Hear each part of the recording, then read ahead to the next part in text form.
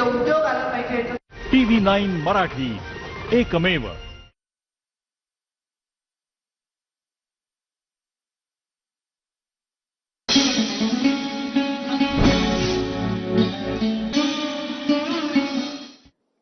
नमस्कार, मी जान्हवी सावंत। आरोग्यम धनसंपदा मध्ये आपलं स्वागत आहे।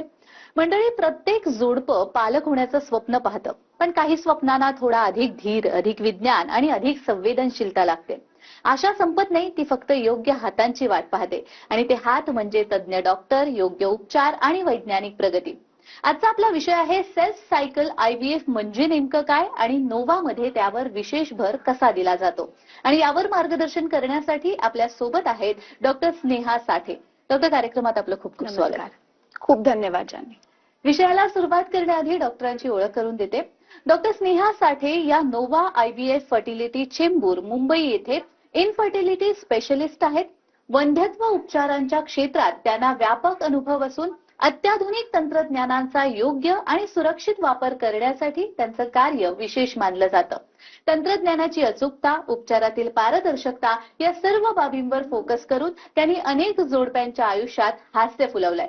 चला तर मग विषयाला सुरुवात करूया।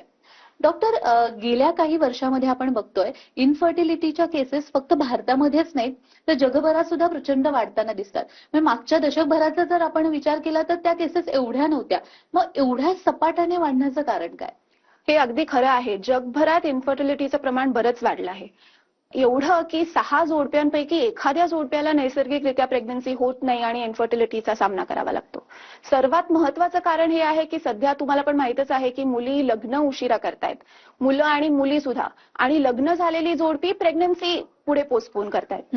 स्त्रीचं वय जसं वाढतं तशी अंड्यांची संख्या कमी होते, स्त्रीबीजांची गुणवत्ताही कमी होते आणि स्त्रीबीजांमध्ये जेनेटिक अबनॉर्मॅलिटीज असण्याची शक्यता वयानुसार वाढते।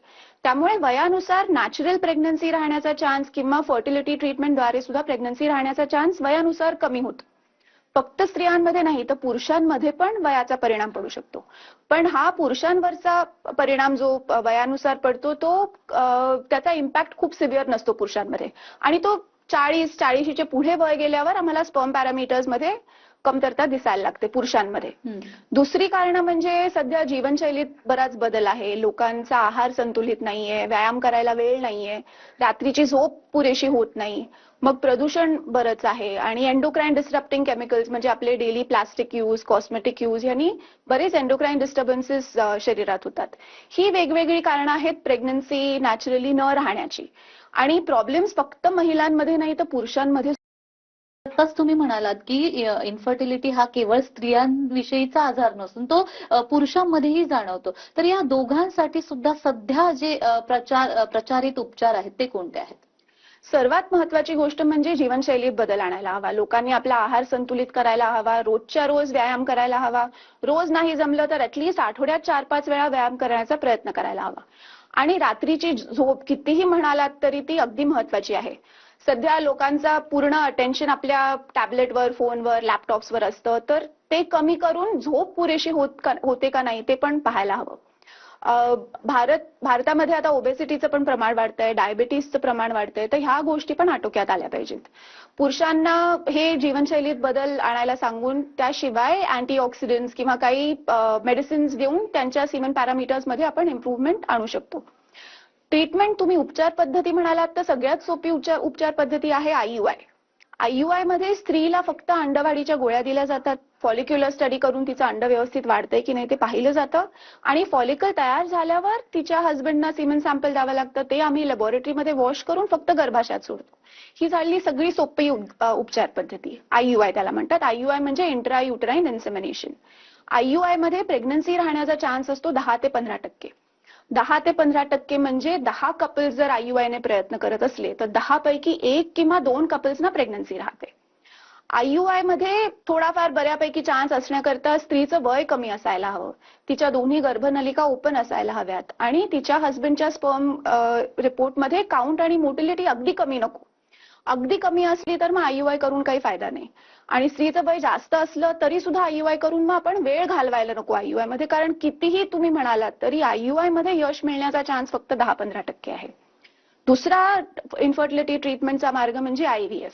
आता आयव्हीएफ मध्ये पण वेगवेगळे प्रकार असतात की स्वतःचे एग्ज आणि स्वतःच्या स्पर्मने प्रयत्न करून आयव्हीएफ किंवा डोनरचे एग्ज डोनरचे स्पर्म प्रयत्न करून आयव्हीएफ.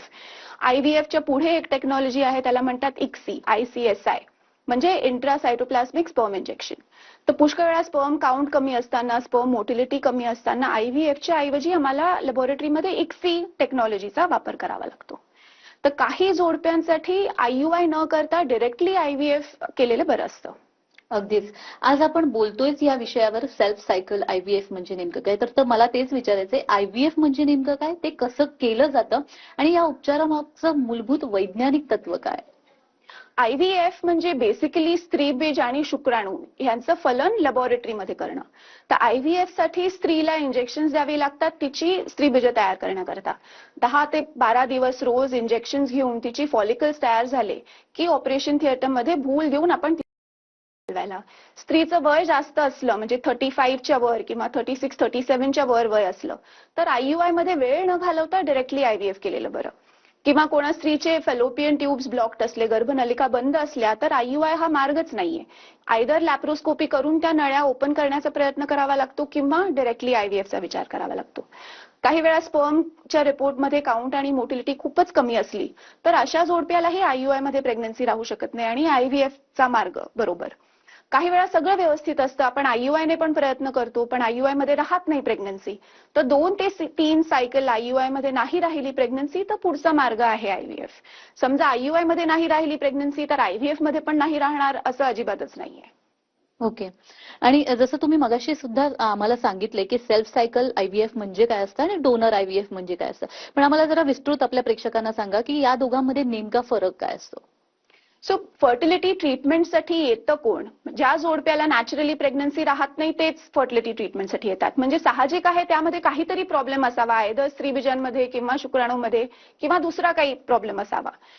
डोनर एग्स किंवा डोनर स्पर्म वापरून IVF करणं सोपं आहे कारण डोनर स्त्रियांचं वय कमी असतं, ऑब्व्हियसली त्यांच्या स्त्रीबीजांची गुणवत्ता चांगली असते आणि डोनर स्पर्म जे आपण वापरतो ते पण चांगल्याच क्वालिटीचे असतात. त्यामुळे डोनर एग्स किंवा डोनर स्पर्म वापरून प्रेग्नन्सीचे चान्सेस उत्तमच असतात. पण ऑब्व्हियसली सगळ्याच जोडप्यांची अशी आशा असते की त्यांना स्वतःचं मूल हवं असतं.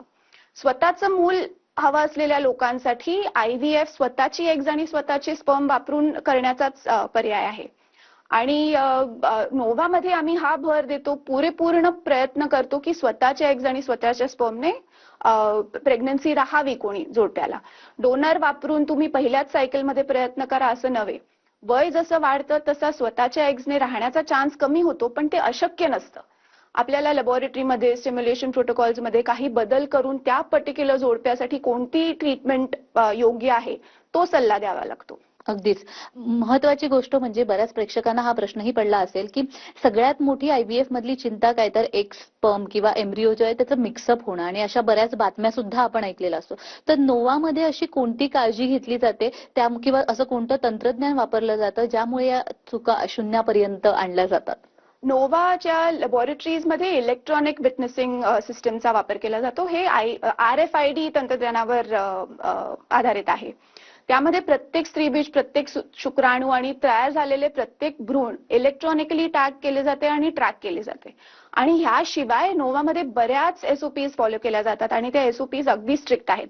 जे कोणी एम्ब्रिओलॉजिस्ट नोवामध्ये काम करतात त्यांचं डीपली ट्रेनिंग होतं त्यांचं आणि त्यांना क्वालिटी कंट्रोल, डेली ऑडिट ह्या गोष्टी पण कराव्या लागतात. तिचा रिस्पॉन्स चांगला होता का, तिची स्त्रीबीज जी मिळाली ती चांगल्या नंबरमध्ये मिळाली का, त्याची गुणवत्ता चांगली होती का, गर्भ चांगल्या क्वालिटीचे तयार झाले का, शुक्राणूंची क्वालिटी काय होती, चांगल्या क्वालिटीचे शुक्राणू निवडण्याकरता काही फिल्टर्स वापरले होते का, तिच्या हस्बंडचं DNA फ्रॅगमेंटेशन जास्त आहे का ते चेक केलं होतं का, म्हणजे गर्भ तयार झाले ते ब्लास्टोसिस स्टेज पर्यंत वाढवले होते का त्याच्या आधीच ट्रान्सफर केले होते. मग त्याशिवाय तिच्या गर्भाशयाचं लाइनिंग कसं होतं, लाइनिंग चांगलं असून प्रेग्नन्सी नाही राहिली तर तिची हिस्ट्रोस्कोपी झाली होती का. हिस्ट्रोस्कोपी म्हणजे गर्भाशय आतून कॅमेराने चेक केलं जातं. काही वेळा सोनोग्राफीवर सगळं व्यवस्थित दिसतं पण छोटे काही प्रॉब्लेम्स हिस्ट्रोस्कोपीमध्ये दिसून येतात. मग ज्या जोडप्यांना यश मिळत नाही त्यांचे हे आम्हाला डिटेलमध्ये फाइंड आउट करावं लागतं की काय प्रॉब्लेम असावा ज्यामुळे यश मिळालं नाहीये.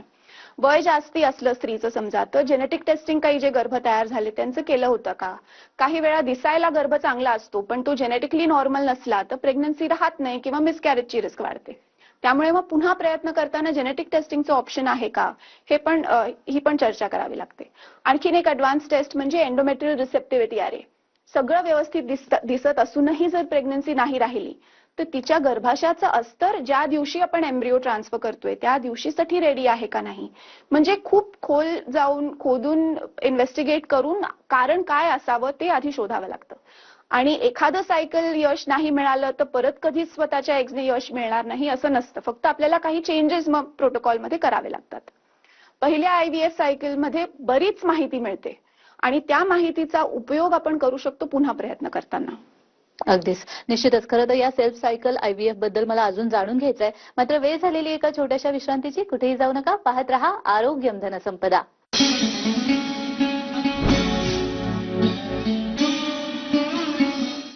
TV9 मराठी एकमेव.